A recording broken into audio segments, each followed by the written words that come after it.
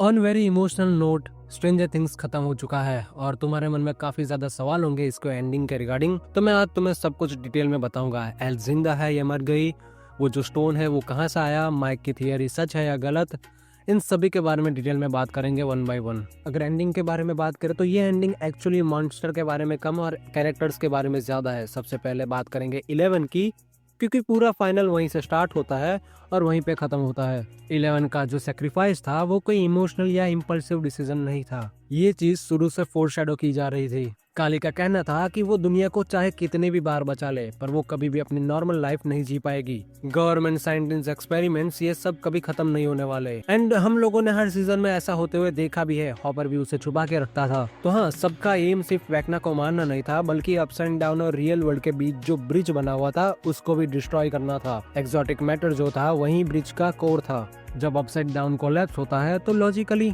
Upside down world भी खत्म हो जाएगा, बट एबिस जो डायमेंशन एक्स है वो एग्जिस्ट करेगी। और इन्हीं सब चीजों के बीच में हम देखते हैं कि एल अपने आप को सेक्रीफाइस कर देती है प्लान के मुताबिक। इसके बाद हमें 18 मंथ का टाइम जंप देखने को मिलता है। सब कुछ नॉर्मल हो चुका है, वहाँ पे कोई मिलिट्री नहीं है, सब कुछ जा चुके हैं एंड हॉकिन सब खुश दिखाई दे रहा है। अब उसके बाद आती है माइक की थियरी। माइक बिलीव करता है कि एल अभी भी जिंदा है। उसका कहना ये था कि काली ने इल्यूजन यूज करके 11 को हाइड कर दिया ताकि दुनिया को लगे वो मर चुकी है और वो कहीं दूर जाकर नॉर्मल लाइफ जी सके। लेकिन अगर स्टोरी के लैंग्वेज और विजुअल क्लूज देखो तो शो कभी भी थियरी को कंफर्म नहीं करता। बट इसमें बहुत सारी चीजें हैं जो मैं नहीं मान सकता। अगर सोचो, अगर काली ने ये इल्यूजन क्रिएट किया तो कैसे, क्योंकि काली लैब में थी अप्स एंड डाउन वर्ल्ड में, और इतने दूर से वो अपना इल्यूजन कैसे क्रिएट कर सकती है, और उसको गोली भी लगी थी। तो ये सोचने में थोड़ा इम्पॉसिबल सा लगता है। बट यू नेवर नो, जब बॉम्ब फेंकता है, पता है तुम्हें लोगों को, हेलीकॉप्टर फटता है तो एक सेकंड के लिए कुछ एक दो फ्रेम में हमें लगता है कि काली को शायद गोली नहीं लगी, बट एक्चुअली लगी है। हमने देखा था शो में पीठ में। सो या आई डोंट नो, आगे जाके ये कुछ अलग कुछ कर दे तो ये ऐसा हो भी सकता है। और तुमने नोटिस किया होगा कि जब मिलिट्री वाले आते हैं वहाँ पे बहुत सारे क्रिप्टोनाइट रेडियो वगैरह होते हैं जो फ्रीक्वेंसी फेंकते हैं, और उसमें एल का सर्वाइव करना मुश्किल हो जाता है, यानी पावर यूज करना इम्पॉसिबल सा हो जाता है। उसमें वो माइक के दिमाग के अंदर कैसे घुसी? एंड ये क्वेश्चन वैसे सोचने वाला भी है। ऐसा पॉसिबल तो नहीं होना चाहिए, क्योंकि इतिहास गवाह है, हमने जब जब देखा है एल को क्रिप्टोनाइट के साथ, यानी उस रेडियो फ्रीक्वेंसी के साथ, वो कुछ बोल भी नहीं पाती और सुन भी नहीं पाती और ना ही सोच पाती है। सो या ये एक क्वेश्चन तो है। तो हाँ, यहाँ पर डफर ब्रदर्स ने बहुत अच्छा गेम खेला है, लोगों को सोचने में मजबूर कर दिया कि तुम सोचो भाई, तुम्हें क्या लगता है, तुम्हें माइक की थियरी पर बिलीव करना है या फिर ये बिलीव करना है कि वो मर चुकी है। और ये इन लोगों ने जानबूझकर किया है ताकि वो स्टोरी प्लॉट को ओपन रख सके, कभी भी इन फ्यूचर यूज करना हो तो ये स्टोरी आगे बढ़ा सके होपफुली। तो अब थोड़ा एबिसिस के ऊपर बात करते हैं। बहुत लोग सोच रहे थे कि ये दोनों सेम चीजें हैं, लेकिन ऐसा नहीं है। अपसाइड डाउन एक्चुअली हॉकिंस का एक मिरर वर्जन था जो एक ब्रिज के थ्रू रियल वर्ल्ड से कनेक्ट था। एबिसिस एक अलग डायमेंशन था, डायमेंशन 1, जहाँ पे एलियन रहते थे, जहाँ से वो माइंड फ्लेयर, डेमोडॉग, डेमोगॉर्गन्स आए थे। ये सारी एंटिटीज वहाँ पे एग्जिस्ट करती है। इन शॉर्ट बताऊं तो इसका मतलब ये है कि अर्थ और एलियन वर्ल्ड के बीच का जो रास्ता है उसे परमानेंटली बंद कर दिया गया है, यानी उड़ा दिया है। लेकिन एलियन डायमेंशन खत्म नहीं हुई है, वो अब भी एग्जिस्ट करती है, बस उस तक पहुंचने का कोई रास्ता नहीं बचा। माइंड फ्लेयर एक हमेशा से इम्पोर्टेंट था। सीजन 1 में भी देखा हो तो विल हमेशा उसे ड्रॉ करता था, बट वो एक फिजिकल एंटिटी नहीं है, तुम्हें भी पता होगा। वो क्लाउडी सा है, कुछ पार्टिकल्स हैं, उस पे एग्जिस्ट करता है। जब एल और माइंड फ्लेयर और बाकी सब लड़ रहे थे तो डेमोडॉग्स और डेमोगॉर्गन और डेमोबैट्स कहाँ पे थे?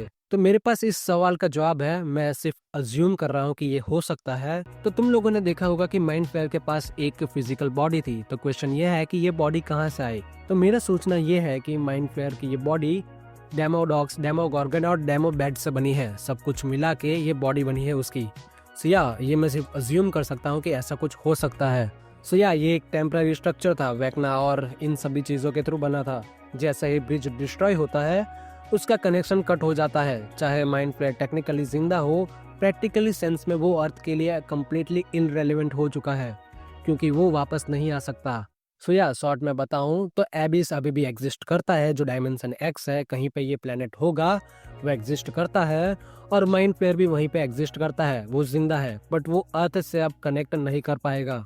तो चलो अब बात करते हैं कि जो हेनरी को स्टोन मिला था वो कहाँ से आया। तो इसके ऊपर एक रोल प्ले हुआ था, तो मैं वहीं से रेफरेंस उठा के तुम्हें शॉर्ट में बता दूंगा ताकि सब डॉट तुम्हारे लिए कनेक्ट हो पाए। तुम्हें एक मैं शॉर्ट स्टोरी के थ्रू समझाता हूँ। कई साल पहले यूएस एक एक्सपेरिमेंट कर रहा था टेलीपोर्टेशन का, बट वो इसमें फेल हो जाता है। वो शिप को एक जगह से दूसरी जगह भेजने की कोशिश कर रहा था। उसमें एक शिप गलती से एबिस में पहुंच जाती है। उस शिप के अंदर जितने भी लोग थे सबके सब मर जाते हैं, बट कैसे ना कैसे कैप्टन वहां पे सरवाइव कर जाता है और वहां से भाग निकलने में कामयाब रहता है। बट वो माइंड फ्लेयर के पार्टिकल से इन्फेक्टेड होता है। उसके अंदर कुछ पार्टिकल्स आ जाते हैं उसके ब्लड के अंदर। अब मैं थोड़ा तुक्का लगाने वाला हूँ। साइंटिस्ट ने उसकी बॉडी में से जो पार्टिकल्स थे माइंड फ्लेयर के उसको एक्सट्रैक्ट कर लिया होगा और उसको एक स्टोन के रूप में सेव कर लिया होगा या फिर सूटकेस के अंदर रख लिया होगा एक फॉर्म के थ्रू। और वहीं से ये पार्टिकल स्टील करके एक रशियन स्पाई केव में छुपा देता है। जब हेनरी उस केव में जाता है वहीं पर उसका कनेक्शन इस्टेब्लिश होता है माइंड फ्लेयर के साथ और वहीं से उसकी पावर्स और मैनिपुलेशन की जर्नी स्टार्ट होती है। फाइनल में वेगना का एंड बिल्कुल क्लियर है। उसके सरवाइव करने का कोई रियलिस्टिक चांस नहीं बचता। एंडिंग देख के मैं पर्सनली बहुत ही खुश हूँ। सभी को अपना क्लोजर मिला। हम देखते हैं कि भाई स्टीव भाई साहब अपने कोच बन चुके हैं जिसे बच्चे बहुत पसंद है। Jonathan film maker and Nancy journalism में चली गई है। सभी लोग गप्पे लड़ा रहे हैं, सब बियर पी रहे हैं, साथ में मिलकर बातें कर रहे हैं। ये सीन बहुत ही होलसम था मेरे लिए। डस्टिन अपनी ग्रेजुएशन स्पीच में एडी को क्वाइटली ट्रिब्यूट देता है और हॉपर और जॉयस फाइनली साथ होते हैं। हाँ, ये जरूर मानूंगा कि भाई बहुत ज्यादा प्लॉट होल्स थे जिसको फिलअप नहीं किया गया। इसके ऊपर एक अलग से वीडियो बन सकती है तुम चाहो तो और मैं चाहूँ तो। और लास्ट में मॉन्टेक का मेंशन आता है। हॉपर जब मॉन्टेक बोलता है वो एक सिंपल डायलॉग नहीं है। मॉन्टेक प्रोजेक्ट एक रियल लाइफ कॉन्स्पिरेसी थियरी है जिसमें टाइम ट्रेवल और गवर्नमेंट एक्सपेरिमेंट्स का मेंशन होता है। इसका मतलब ये हिंट मिलता है कि फ्यूचर में जो स्पिन ऑफ आएगा वो हॉकिंग से बाहर होगा और एक नई लोकेशन के साथ। सो या मैं इसके लिए एक्साइटेड हूँ अगर ये आ रहा है तो। सो या तुम मुझे बताओ कमेंट में ये वीडियो कैसा लगा और अब ये तुम पे डिपेंड करता है कि तुम क्या मानना चाहते हो। 11 का सैक्रिफाइस रियल था या फिर माइक की थियरी सच है। मैं तो पर्सनली माइक की थियरी पे बिलीव करता हूँ। तो तुम मुझे अपने थॉट कमेंट में बताओ एंड वीडियो को लाइक एंड सब्सक्राइब जरूर करना ताकि फ्यूचर में तुम ऐसी वीडियो देख पाओ। Bye bye.